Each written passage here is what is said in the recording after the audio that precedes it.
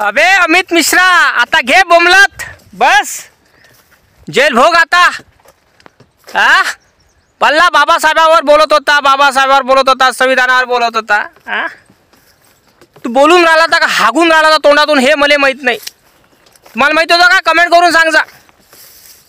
भिकार चोट फकल फकल करत होता, हा त्याला वाटलं बोलणारं कोणीच नाही आहे, काहीच होत नाही, आपण बाबासाहेबाला म्हणावं का संविधानाला म्हणावं। त्याला असं वाटलं कायदा माझ्यापेक्षा मोठा आहे का?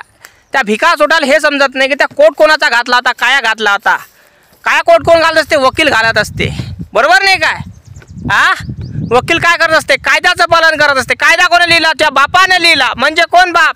बाबासाहेब आंबेडकर। त्याच्या पळाला आहे का रे तू? तुला वकील कोणं बनवलं? बाबासाहेब आंबेडकरनं बनवलं ना, भिकार चोटा। आणि त्याच्यावरच तू वाईट कमेंट करून राहिला, वाईट बोलून राहिला।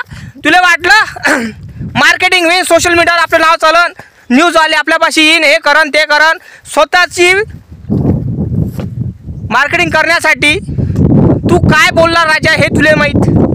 पण बोलला होता, हागत होता तोंडातून हे तुले माहीत। तू बोलत होता तर वास मला येत होता, वास एवढा वास बेकार येत होता की असं वाटत होतं तू हागून राहिला। तुम्हाला वास येत होता काय? कमेंट करून सांगा नक्की, समजलं काय? अमित मिश्रा बोलला नाचत होता, बल्ला उतूत करत होता, एवढा उतूत करत होता की बस रे बस। आणि आता गेला ना जैलात, ढुंगणाची चड्डी नाही ठेवली पोलीसवाल्यानं, ढुंगणाची चड्डी नाही ठेवली आणि असं नेला तुळवत का बस रे बस। आता बेसन तिले बाजारावर पट्टायचे। अरे चांगलं झोळा रे, याचं तोंडकाळ घ्यायचा अगोदर, तोंडकाळ घ्यायचा मग झोळा येईल चांगलं। कारण हा गडी जातीवाद तर करूनच राहिला। त्याला असं वाटलं का कायद्यापेक्षा मोठा आहे आपण।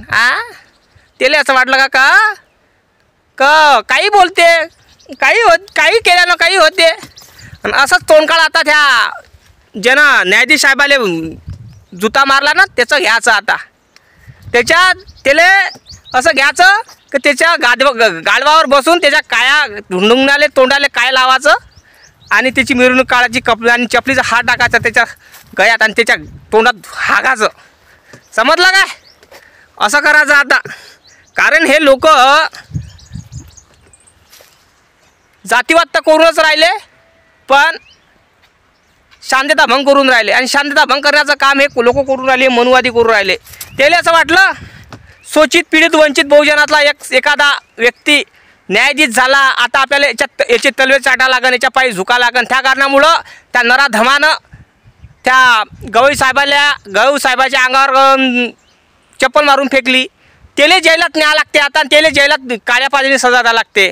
आता अमित मिश्रा तर चालला कायला गेला।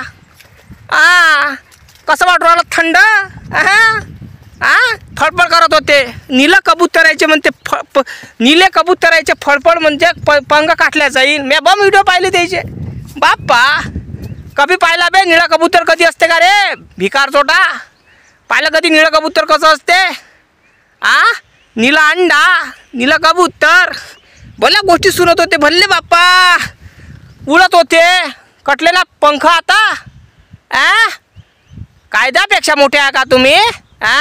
कायदा बापाने लिहिलेला आहे, बाप तुमचा आहे तो, समजलं काय? बाप तुमचा आहे। तुम्हाला काय वाटलं बापाची बरोबरी करायला चालले होते? भिकार चोटाय हो, बापाची बरोबरी? बापाची बरोबरी कोणी करू शकत, समजलं काय? बापाची बरोबरी कोणी करू शकत नाही, समजलं? बापाची बरोबरी फक्त कोणी करू शकत नाही।